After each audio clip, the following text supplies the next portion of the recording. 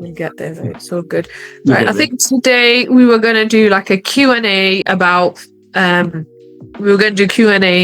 basically finance, anybody who's looking to set up a dental spot practice.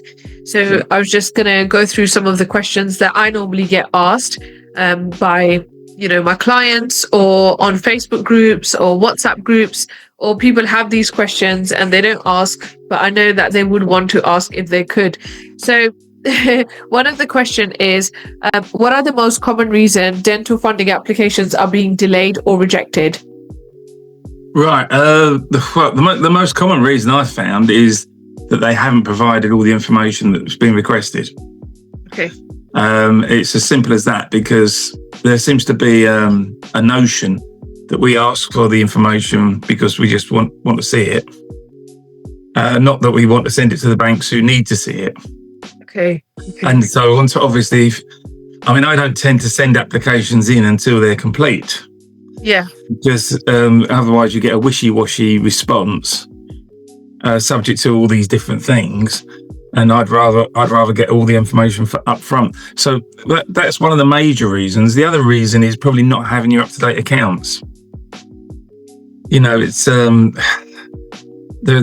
little bit of a lack of understanding, probably, that having May 2025 accounts now, yeah, is a good guide as to what you did 13, 14 months ago. Yeah. But it's not what the banks are going to lend against.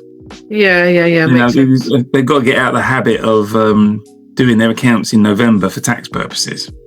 Yeah. They need to do their accounts up front for their own knowledge as to what their practice is doing, or what they need. Even if they're only an associate and they've got associate accounts, the bank's going to want to see those. Yeah. Yeah, no, for sure. So apart from the accounts, do you think that there are any other documents commonly you come across which are missing that people don't attach? No, it's only really the accounts and management information that we have a problem with. The rest of it, we don't ask for anything that's that difficult. Tax returns, CV, a personal finance form that they fill out, we send them. They've got all this to hand. It's a question of pulling it all together. Yeah, that's for sure. Yeah, for sure. Perfect. And how much personal capital should dentists realistically have before approaching a lender? So I do get a lot of people saying, I don't have any savings, I don't have a house under my name, I'm paying my university fee, I want to open a dental practice. So is there some sort of a deposit they should have? Yeah, so the fact they don't own their own house isn't a bar to lending. I've done quite a few squats where people have been renting, so that's fine. On average, you should be looking for a 10% deposit. For a squat practice, though, you've got to look higher than that, because obviously the risk is so much bigger for the banks. If they're buying the property, they're buying the freehold, then the bank's going to be looking for a 25% deposit. For the build, for actually turning it into a practice, the banks will look for a 30% deposit. Yeah. Now the equipment, they would also be looking for a 30% deposit, but you can put the equipment through asset finance and you can get 100% finance that way. You can negate that sort of need on the deposit. But you do need a sizable deposit for a startup, yes. So what makes a strong business plan for a squat practice? I believe a strong business plan relies on clarity, conciseness, and not repeating yourself. What you tend to get is, if you get people who go to their accountant or go to their advisor and they do a business plan, send it in, and it's got 35 pages, and it basically tells you nothing about the practice or the person. It has things in it like a CV, which you've already provided, forecasts, which we provide separately. And of course, if they provide forecasts before they've actually looked at the practice, they're normally way out. It has to be redone. Yeah. So yeah, a lot of it is brevity. We send out a guide to how to do one. Amazing.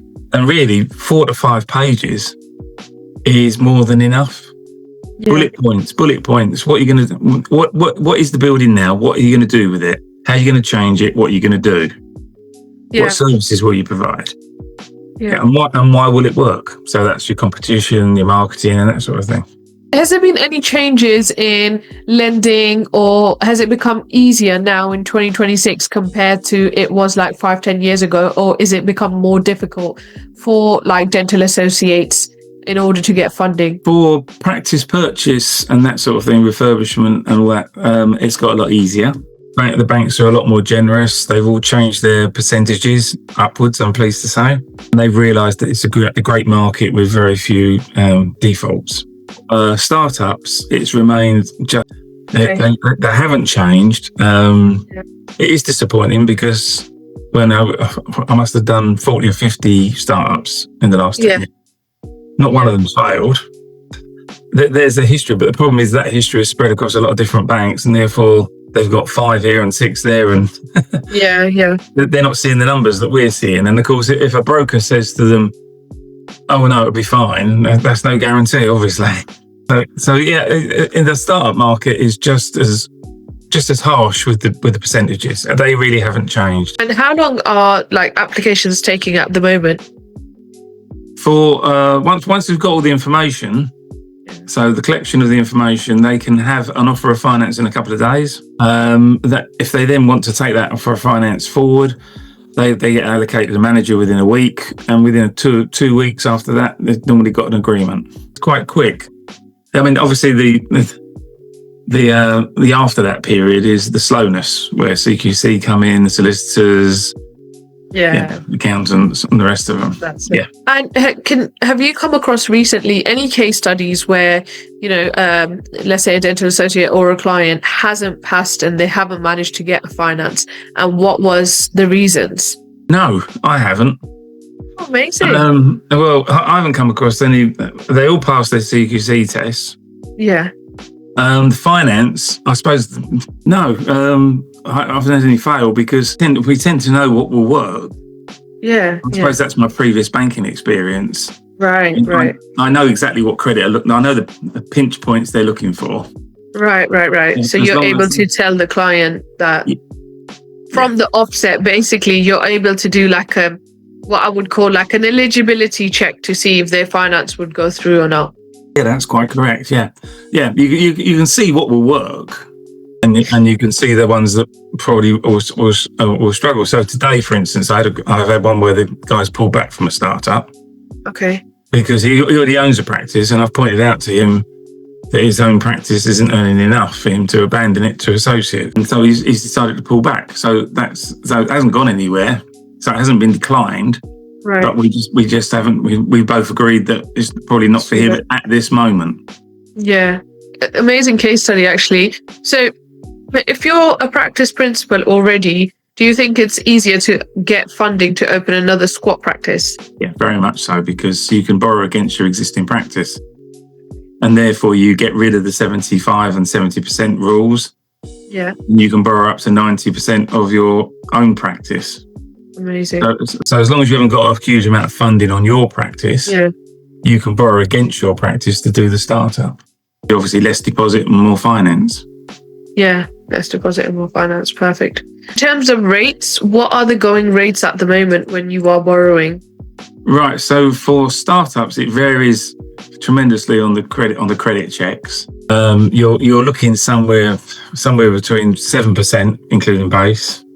In some cases, 8%, including base, depending on your credit score. A practice purchase, that's totally different, or a practice refinance it through the practice to actually do a startup. You can have a rate as low as 5.8 to 6. And in fact, I done a practice purchase the other day for 1.3 above base. Oh, amazing. Which is very, very low. I think the thing with startups is the rate is high at the outset because it's risk. Yes. So I've looked at one I've just done. I did one, must have been a year and a half ago when I was at the previous firm, and we did a startup for him. Now he's come back to me with a year's figures, and we've refinanced that, including all his asset finance. Yeah. So we're spreading it all over 15, 20 years. Right. And that's coming at 6%. Saved him 1.5% on his startup money. Yeah. And obviously it's taken all his asset finance money into long-term debt, which has made his cash flow so much better. as you know, when you build up a squat practice, you run out of money very, very quickly. Is there any other type of finance you could take, let's say 6 months down the line, if you want to invest into marketing, if you wanted to scale? What would be the best approach if you needed some extra cash? First thing there, I think, is to put the plan together to what you want to do. Okay. That means you can go back to the existing lender. If they can see that the figures are in line with the projections or above, Yeah. then that gives them the confidence to perhaps lend a little bit more. Okay. And they might lend that by way of overdraft, for instance, so that you don't pay any interest on it when you're not using it. Right. So that's a good way of doing it. But yeah, I mean, there are other short-term finance. Even there's a bit of asset finance you could do. People like Braemar, that sort of people. Yeah. But obviously, it's not cheap, and it's over a short period. That makes sense. Cool. Let me see if I've got any other questions. So, we've already spoken about, what is changing in 2026. Do you think it will become a lot more easier now to get finance and loans as for squat practices? I think I don't think it's going to change immensely on the finance levels. I mean, it's easy to get the finance if you do it the right way and you put the right information together. That's simple enough to get the finance. I don't think that's going to vastly change. I think some of the changes that, for instance, CQC have done haven't helped startups. Yeah. Because now they can't apply for their registration until they've built the practice. Yes. Which leaves them, supposedly leaves them a 2-week gap, but obviously it can be a 3-month gap. Yeah. Before the CQC register them, and they've got to pay the bills during that 3 months. Now, whilst they haven't got to pay the electric bill, but they probably got to pay staff. Yeah. And they've probably got to pay rates and a bank loan. I mean, okay, they can get the bank loan on interest only, but it's still got to be paid.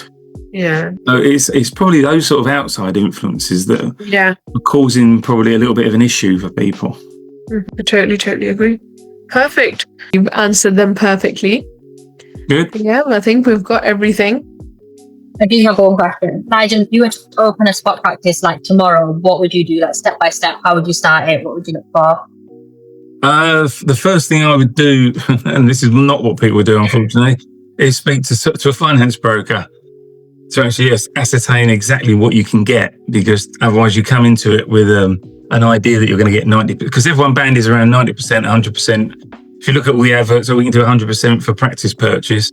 Well, there's a big difference between practice purchase and squat, but not in the minds of the person doing the squat. So it can come as a bit of a shock to them to find that 30% sometimes.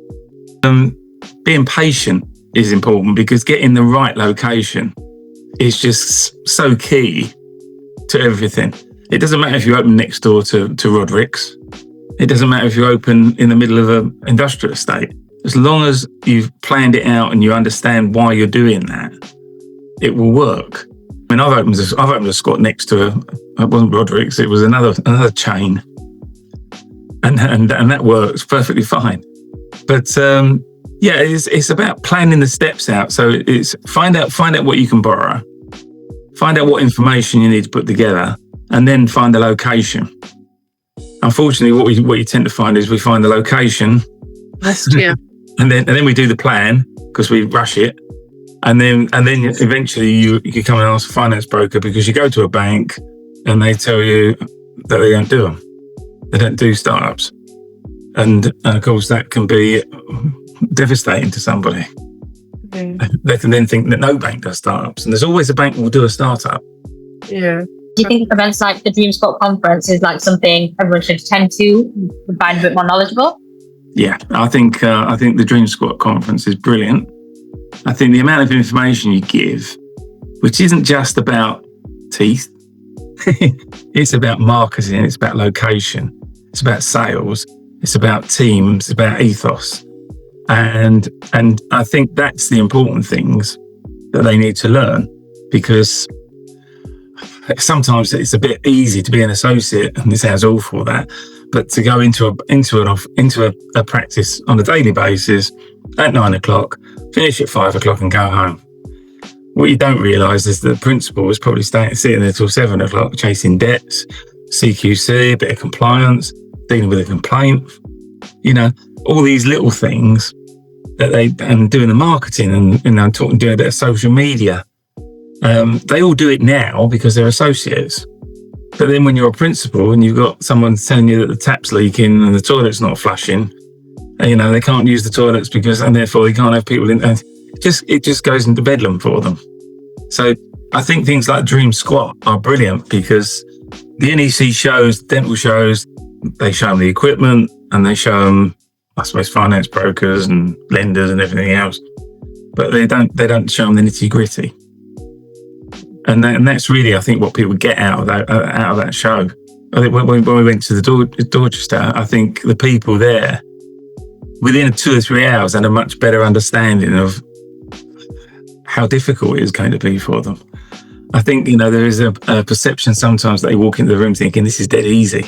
All I've got to do is borrow the money, find somewhere, set up. And they don't realise that you're actually getting the right broker, getting the right solicitor, getting the right dental builder, getting all the right things in order is the most important thing. But I think when they come out I know after 1 or 2 breaks, they come out much more knowledgeable. Yeah.